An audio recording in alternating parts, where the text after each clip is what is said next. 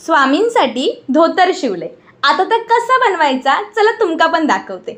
माझ्याकडे असे खूप कापड असतात ठेवलेले ज्यांच्यापासून मी स्वामींसाठी वस्त्र शिवत असते. तर आज मी धोतर शिवणार असते. आता ह्यो जो कापड असा ना तो गणपतीच्या टायमिंगला देवी जी आम्ही बनवलेला लावू ना तुळजाभवानी तिचोच कापड असा. तोच कापड जरा खराब झालेला होतो, म्हटलं त्याचा वापर करूया. तर माझे जे स्वामी असत ना ते 4 इंचाचे असत, म्हणून मी बरोबर हय अंदाजे ना अस्त्र कापून घेतले. माका 5x5चा किंवा किती पण जरा मोठाच अस्त्र घ्यायचा, म्हणजे कसा अस्त्र भलेही फुकट जाऊन दे पण व्यवस्थित येऊन दे. जेवढे छोटे स्वामी असतात ना तेवढा तुमका कुठलेही त्यांना कपडे शिवायला जरा कठीण जातात. त्यामुळे आता माझ्या स्वामींची उंची मी घेतलंय कमरेपासून खालपर्यंत. तर 3.5 इली आणि म्हणजे 3 इलेली त्याला मी अर्धो ॲड केले आणि 3 असे चौकोन कापून घेतले, म्हणजे 3x3चे चौकोन. असा चौकोन कापल्यावरती व्यवस्थित चौकोन कापून घेतलंय आणि त्यांना ना अशा प्रकारे कापल्यावरती त्यांना ठेवलंय या अस्त्रावरती.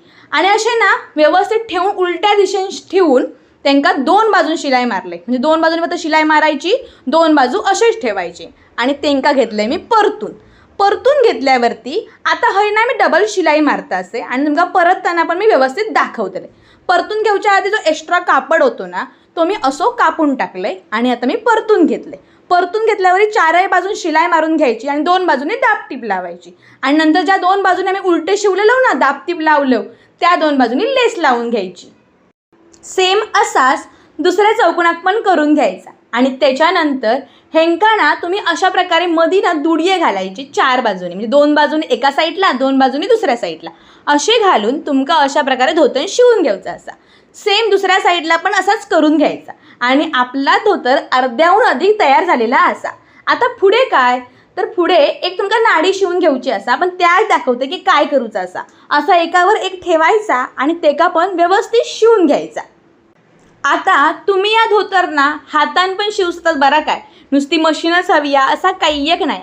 अशा प्रकारे धोतर शिवून झाला की एक अशी ना आपल्या कसं एक पट्टी काढून घ्यायची, व्यवस्थित पट्टी जी असताना त्या मापात घ्यायची लांबच्या लांब आणि व्यवस्थित शिवून घ्यायची. अशी उलटी ठेवायची त्या धोतरावरती आणि पुन्हा एक शिलाई द्यायची.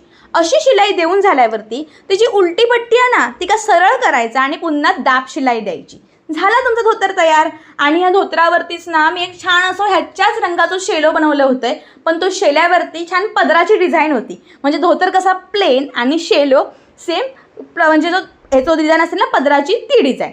म्हणजे माझे स्वामी कसे दिसतात ह्या मला कमेंट करून नक्की सांगा. श्री स्वामी समर्थ सगळ्यांका.